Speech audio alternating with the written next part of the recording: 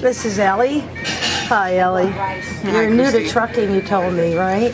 Yeah, I'm brand new. I started with Werner as a student in mid-October. Finished with my trainer in mid-December and got my first truck. I'm still in it. I've been out here 6.5 months by myself without a trainer. How you making out by yourself? Is it scary or? It's them first 2 or 3 weeks were they make or break you. My trainer warned me about it. He was a good guy. I opted to go co-ed because the weight on a female trainer, one of my friends who's barely coming back to Werner now, she waited. I lost 120 pounds. I couldn't have done that. She weighted female non-smoker. Very few and far between. Really? Female or non-smoker or both? A combination of both. Really? Okay. Her first trainer that called her within a week was a female smoker, and she did flatbed, but she smoked like a train. So she couldn't abide by it because it just would have been too much.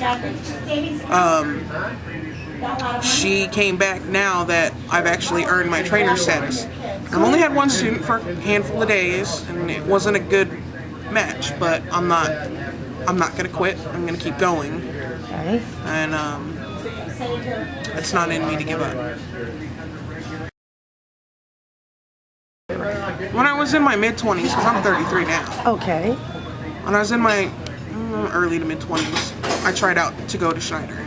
And they offered a school and training and all that good stuff to get your CDL. Well, I have a lead foot. I have a 1974 Pontiac, which I love. Car's a beater, but she runs. Yeah. She runs well. But I used to have about a ticket a year. Could never get my record quite clean enough to do anything. So they said, well, come back to us after your record clears. Yeah. I had tickets up until about the time I was about 28. One ticket a year. The last thing that I got was my license suspended. Oops. For the job that I was working at, I was driving a company van, and in San Diego, officer was standing next to the carpool ramp light and pulled me over, waved me off to the side because I was in the carpool lane as a single driver in a cargo van. And silly me, I pulled over and waited for him because I'm a law-abiding citizen. That was the time to use your lead foot. Yeah, right. And so he pulled me over, gave me a ticket. A month after that, I moved. Ticket never got to my house. Didn't make the change of address. 6 months later, I registered a car. In California, the two computers don't talk.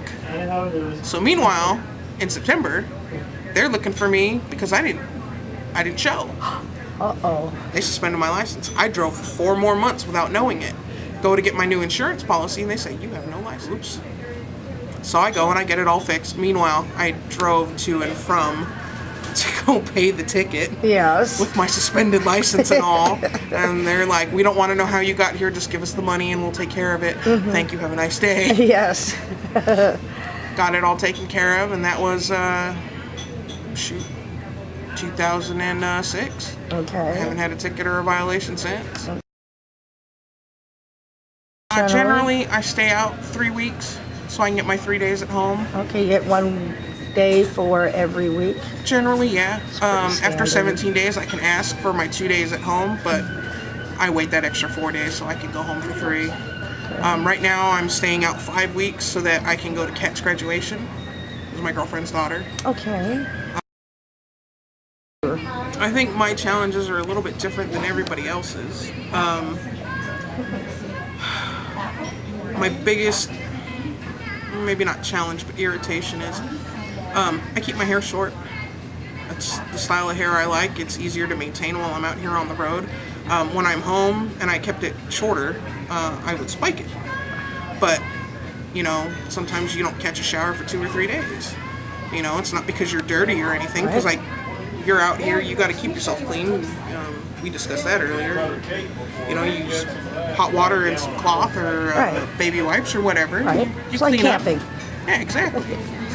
And you're sitting in a truck for 10 or 11 hours driving, really not sweating 'cause you can control your temperature in the truck. You know, it's not like hard labor, so it's not like you're building up a whole lot of sweat. You change your underwear, you change your undergarments, whatever, you know? Right. I got caught in that freak snowstorm that happened in Arkansas this past January. Picked up in Texas somewhere, Domino or some really rinky-dink town, and had a trailer ABS light go out, so they sent me down to Shreveport, an hour away. The wrong direction at that. Go there, did not have quite enough hours to continue, so I shut down for the night and said I'll start fresh tomorrow. Okay. And that was when the storm hit. 220 in Louisiana was closed, so I had to go roundabout through Texas and ended up coming up through Arkansas.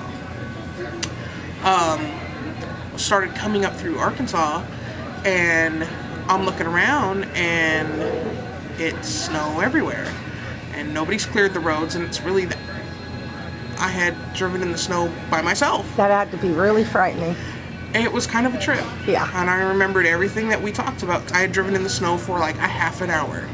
And it was snow that other people had already driven on. True. Okay. And roads that were iced and salted. And I end up in Arkansas, coming over the overpass at like 15 miles an hour. Oh dear. Going, oh my God, this is scary. You were white knuckled. Oh yeah. I was just sitting there going, okay, slow and easy. You know, turn on the differential lock. Do all of the things that you're supposed to do. You went through school, you did the homework, you know what to do. Now it's time to put all that theory into practice. Right. So I did. You slow way down, you take more than enough time to stop. You stop like you're stepping on eggshells and you don't want to break them. You just take it nice, slow, and easy. And if you can avoid stopping, because you may not, then you do. And you just kind of gently roll through and keep going. Right. I want you to live. That room I leave in front of my truck is room enough for you to live. It gives me time to stop. If I've got 45,000 pounds behind me, it's easier to stop because my truck is close to 80,000 pounds, and the more weight I have on my truck, the more traction the wheels get, the better I stop. If I'm empty, if I'm bobtailing, I have no stopping power. That room I leave in front of my truck is so that you'll live. If you don't want to leave that room in front of me, you want to cut me off, make sure that I keep pushing back, and you make my time less to be able to stop. One of these times you're going to cut off a truck, and he may not be paying attention, and he's going to end up killing you. I'm paid to pay attention to what I do on the road, but I've always been a defensive driver. I've never been in an accident. Never had a single accident on my record. Nothing.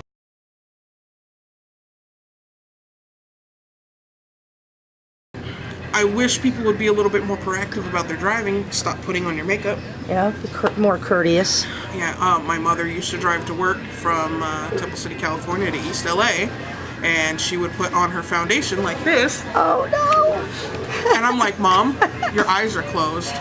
Oh, I'm okay, I'm fine, Mom. This is rush hour traffic.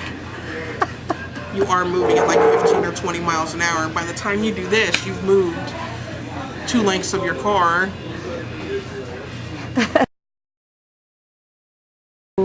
Most of the time, everybody's really polite. Okay. For me, I go and I'll walk into a bathroom. Right. Well, number one, you go into half the truck stops in Texas. There, on the trucker side, is a male bathroom. You have to go all the way into the regular customer side to find a female bathroom. Okay, fine, I can deal with that. But then I get the look. I get the double take. Why are you in here? Because I can read, that's why. Yeah. I know that sign says WOMEN. Okay, maybe you can't spell that, but I can. Which is fine. It's something that I've dealt with all my life because I've always worn jeans, I've always worn t-shirts, and that's who I am, and I really don't care. Right. You know, I can read, I can pull out my wallet if I have to, but if I do, I better get something for it. Yeah. Because if I have to prove my identity, there better be a payoff for it. Yeah. You have a cat. I have a cat. I knew I liked you for a reason. I'm a cat woman myself.